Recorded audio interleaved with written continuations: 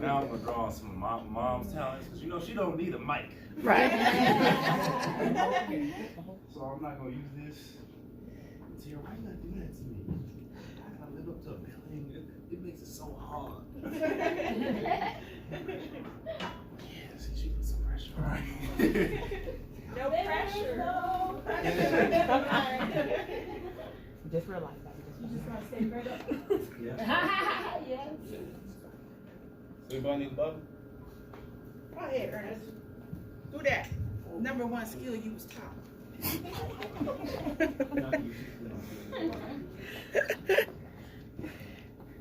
You don't have to use it. I need to hear on here.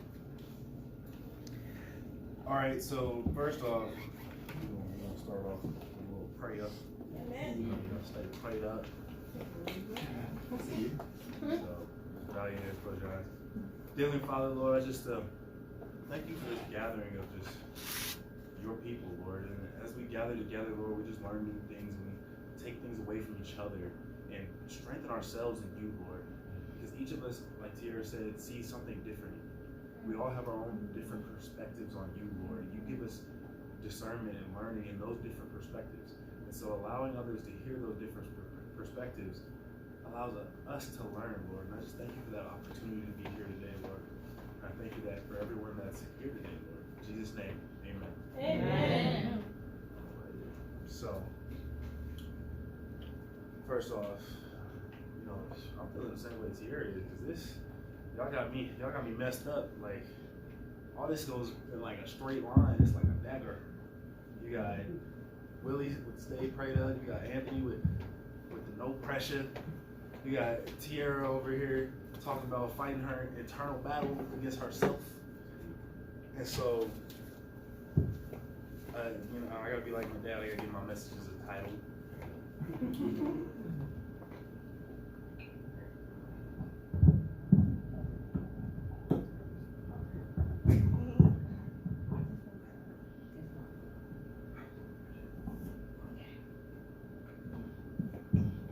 So, it comes off better. Yeah. So, the title for this message, I was thinking about it. My sister gave me a little bit of idea. She was like, "Oh, you gotta stay with the unashamed thing." I was like, I like it.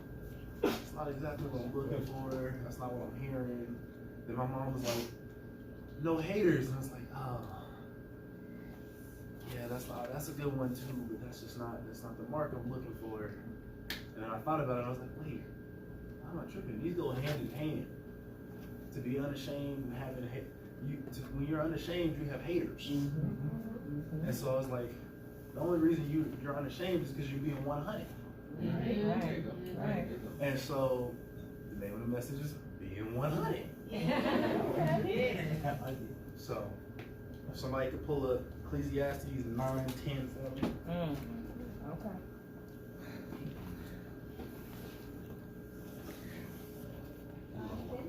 Yeah, 9:10. Ecclesiastes 9:10. Whatever your hand finds to do it with your might. For there is no work, or thought, or knowledge, or wisdom in Sheol to which you are going. So that's what version you got here? Yes. ESV. So that's the way the ESV says it. I like the way it says it, but it doesn't just capture the whole thing. So I had to go do some research and look for another version. And in the International Standard Version, it says, "Whatever the activity in which you engage, do it with all your ability, because there is no work, no planning, no learning, no wisdom in the next world where you're going." So, Wait, can you say that one more time? Say that again. so it says, "Whatever the activity in which you engage, do it with all your ability, because there is no work, no planning, no learning, and no wisdom in the next world where you're going." So basically it's telling you, give your all right now, because you don't know what's going to happen in the next life. Because we all know we're going to heaven.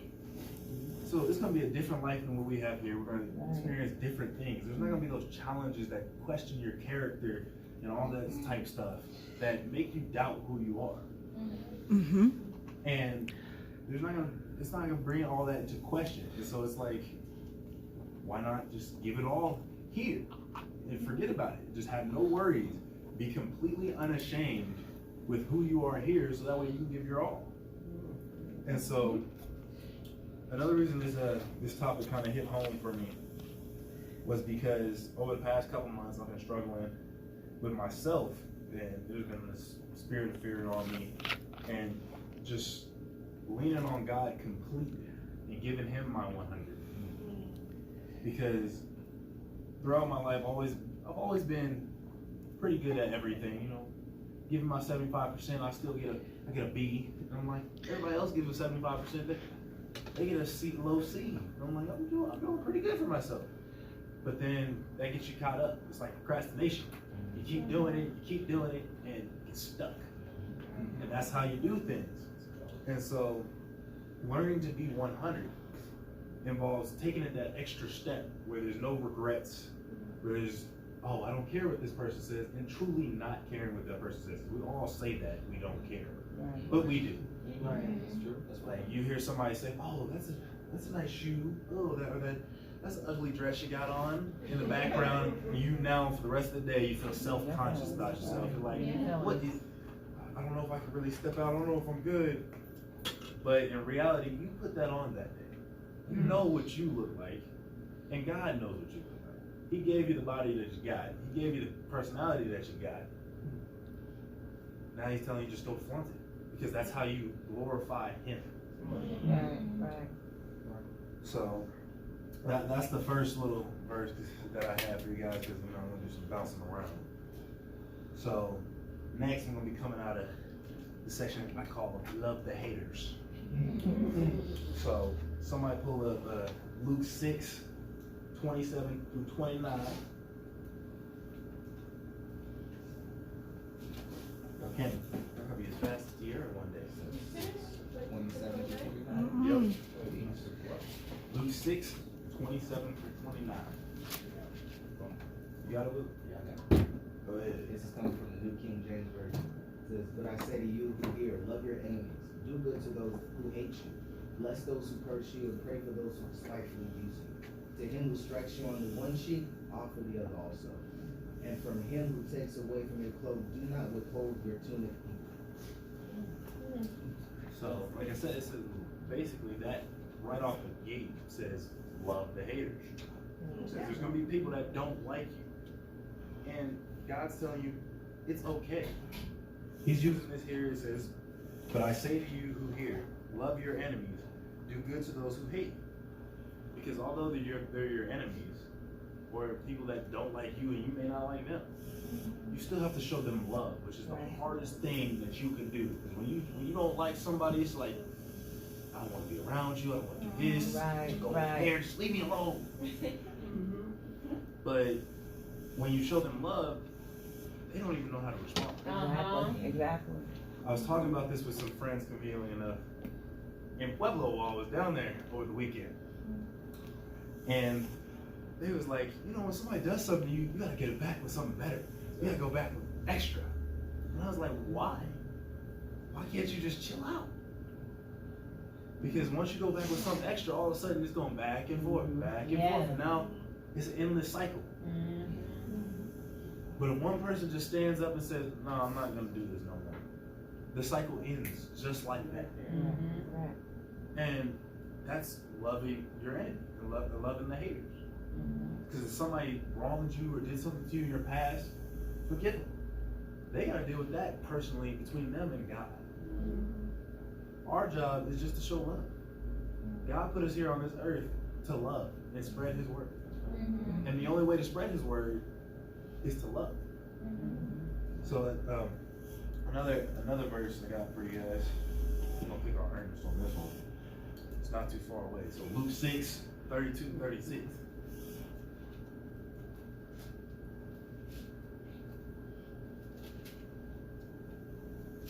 Oh, you want me to read it? Yeah, I told you I was gonna pick on you. Come on now. But if you love those who love you, what credit is that to you? For even sinners love those who love you.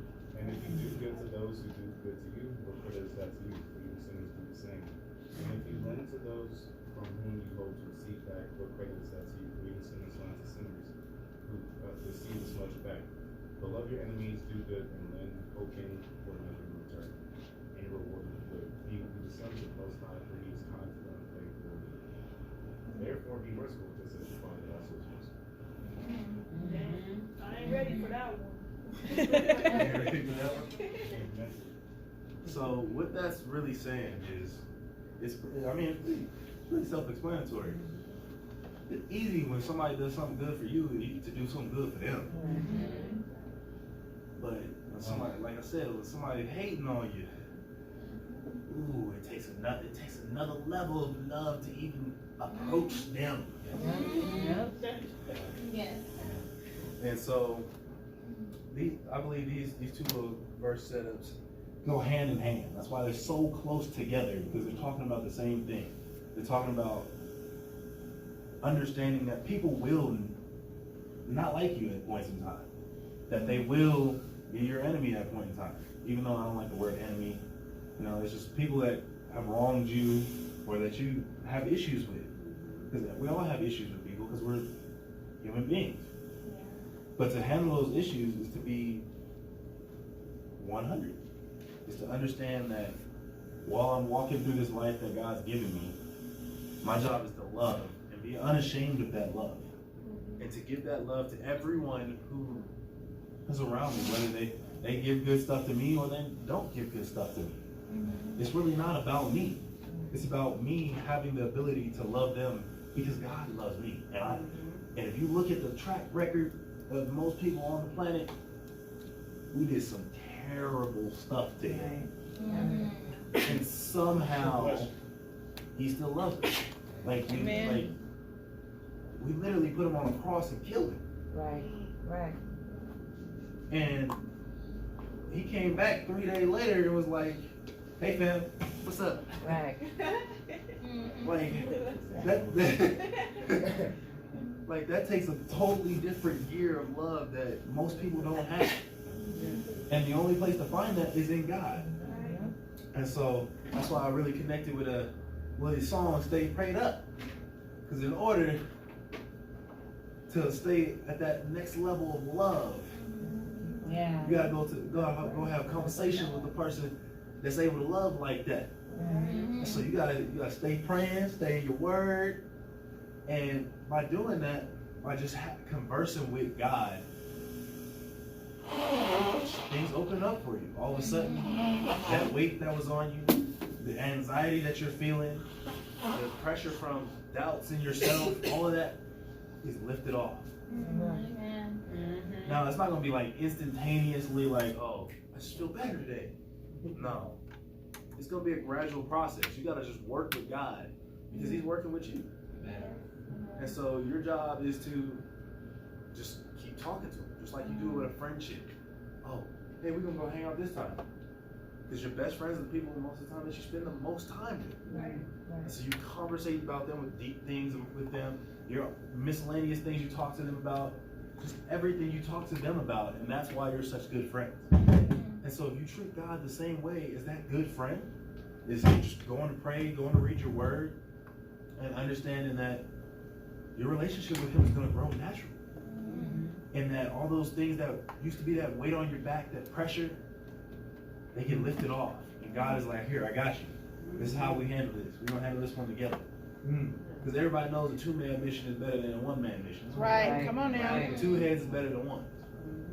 And one of those heads don't ever close his eyes.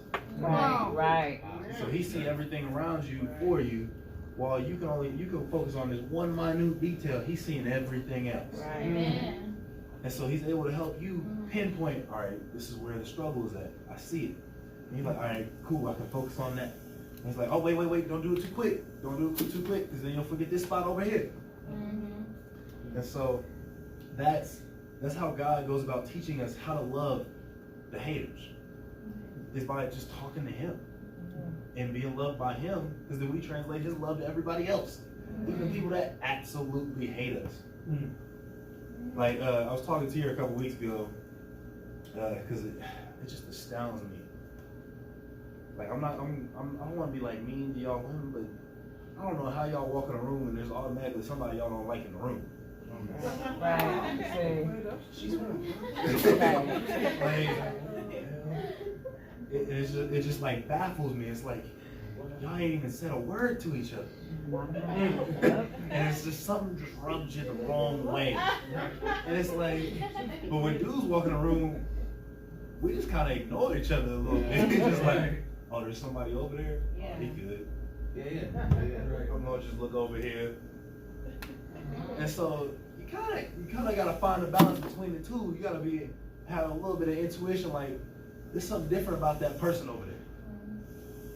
But now you gotta have the understanding that, okay, something's starting to feel off.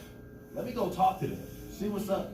You never know. You might start a friendship out the blue. Right. They might have been your hater before because y'all both didn't like each other when you walked in the room. But by the time you leave the room, everybody's best friends, and then everybody else in the room loves y'all because y'all the life of the party. Right.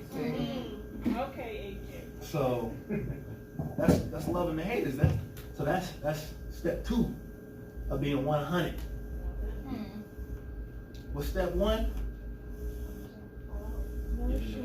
Giving it all. Thank you, Willie. Step 2, Being- loving the haters. Loving the haters. Now we on to step 3. We're gonna go back to the 116 with this.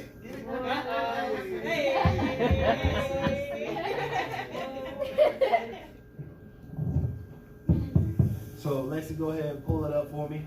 Romans 1:16.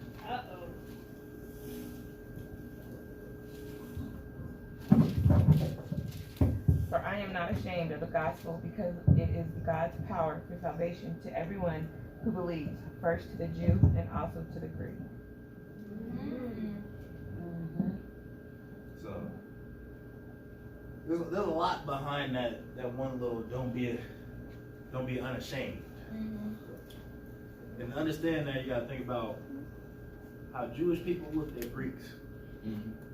They really did not like each other, and that's because their societies were built on different principles. And so, while the Jews loved religion and following God and the way they did, the Greeks was all about having a good time. They had gods galore for just having a good time.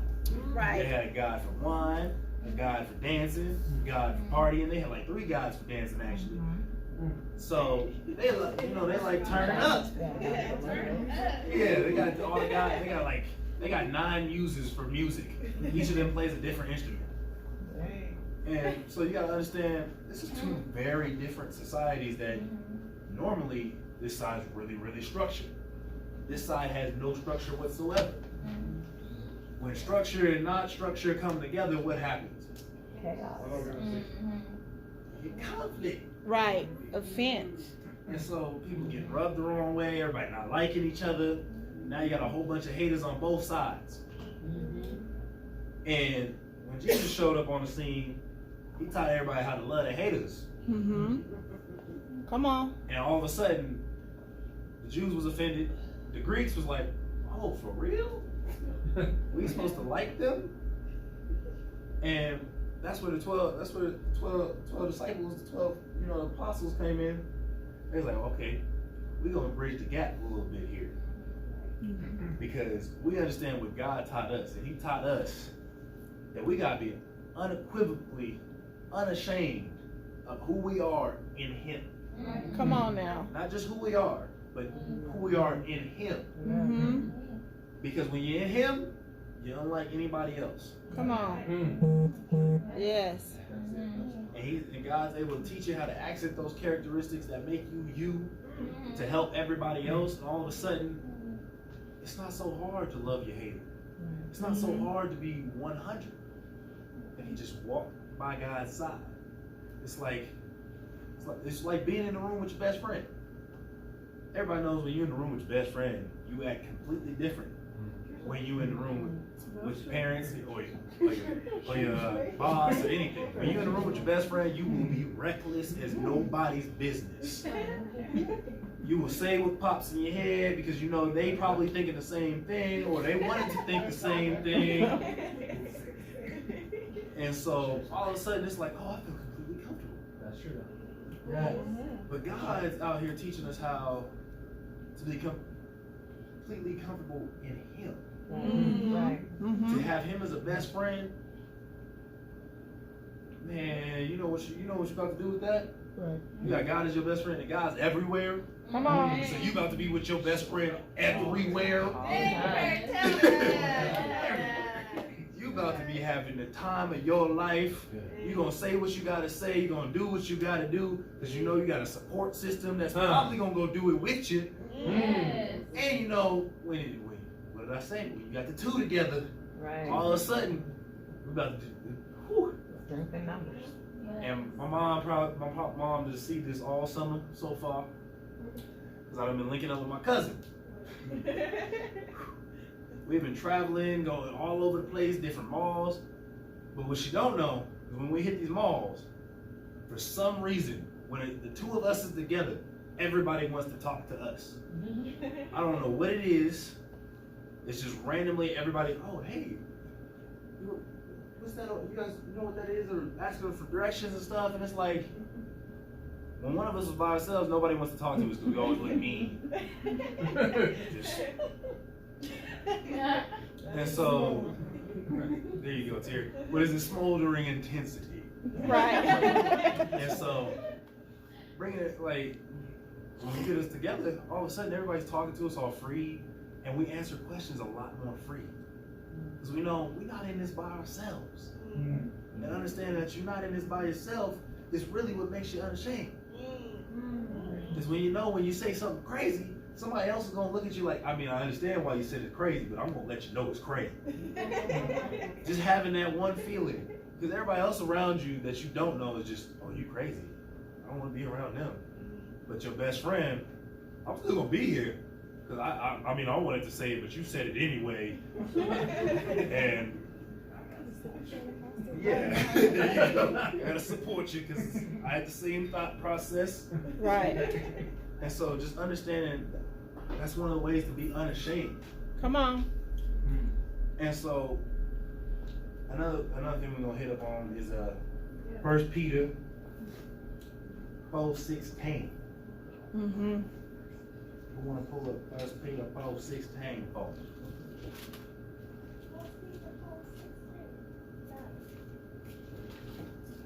Yet if anyone suffers as a Christian, let him not be ashamed, but let him glorify God in that day. Mm-hmm. So, this is saying pretty much the same thing that Romans said, is it not? Uh-huh. It's just different words. Like I said, different perspectives. Mm-hmm. Mm-hmm. Time to changed a little bit here. Yeah. Because this is really, who wrote Romans? Paul. And who wrote Peter? Peter. So this is the two different perspectives on what God taught each of them. And so Peter is like, I mean, I understand that we're gonna be out here struggling. You gotta be like I was talking to Kirk the other day. He was like, we out here struggling, but everybody know we disguise the word struggling for grind. Yeah. We out here on the grind, so that way we feel better about ourselves when we out here struggling and suffering. Because we know we looking on the other side. Right. Right. And so God's saying, go ahead, look on the other side. Because as you follow me, you're going to be struggling. You're going to be on that grind. It's going to take a lot of work. It's going to take day in, day out, day in, day out, day in, day out, day in, day out. And then you just get lost in it. But the one person that don't get lost in it is Jesus. Come on. Right. Come on. Right. That's right. And so you got to turn to him even more. When you start struggling with on the job, I don't want to go to work today. It's so hard. I don't even want to be outside today. It's 90 degrees. Just let me sit in the house. Air conditioner is starting to break down. There's just all these problems going on in my life. In my life. Like, whoa. And so, but when you turn to God, all of a sudden, oh, look, it's a cool breeze. I didn't even notice that before. Yes. And you just start taking that in. And he teaches you that this is to be unashamed. Because now as you're struggling, people are looking at you like, I know you're struggling. But why aren't you acting like you're struggling? Because in my heart and in my mind, God got my back. Yes. My best friend chilling right there. Yes. We on a tour. Let's go. We up and making moves. Yes. Right. And so when God got your back, there ain't nothing to fear. Ain't no struggle hard. It's gonna be hard to you for a little bit, but then you remember, you're gonna get the reprise whenever you go turn to that best friend. Hey God, I need to talk to you for a little bit because I'm out here just, this is getting a little too tough. I need a little I need a little breather.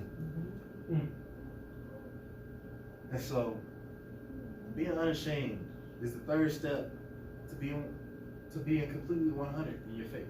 Yes. And understanding that this is who I am.